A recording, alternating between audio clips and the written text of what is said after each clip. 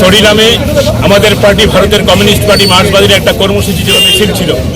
সেই মিছিলের পর বিজেপি আশ্রিত দুষ্কৃতীদের সেখানের উপর হামলে পড়ে আমাদের রাজ্য বিধানসভার সদস্য প্রাক্তন রাজ্যের মন্ত্রী বানুলাল শাহ আক্রান্ত হন। আমাদের পার্টি কর্মী শহীদ মিয়াকে তারা সেখানের মধ্যে খুন করে।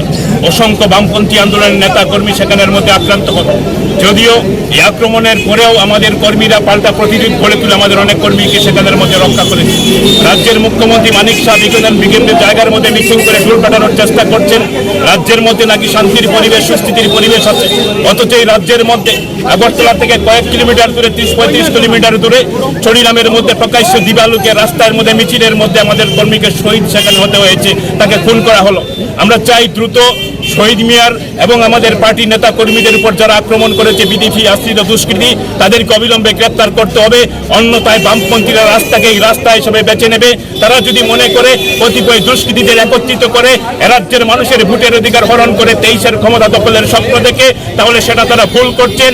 23-এর নির্বাচনে রাজ্যের মানুষ বুক চিতিয়ে লড়াই করবে। এক শহীদ মিয়া মারা গেছে, হাজারো শহীদ মিয়া রাস্তার মধ্যে তৈরি আছে।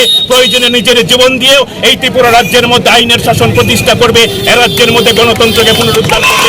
সেই প্রস্তুতি রাজ্যের দিকে দিকে বামপন্থী আন্দোলনের মানুষ নিচ্ছেন। সেখানে সন্ত্রাস শেষ কথা বলে না, ইতিহাস সাক্ষী, মানুষই শেষ কথা বলেন। কাজেই মানুষই আগামী দিনে শেষ কথা বলবেন, সেই প্রস্তুতি আজকে ঘরে ঘরে চলছে।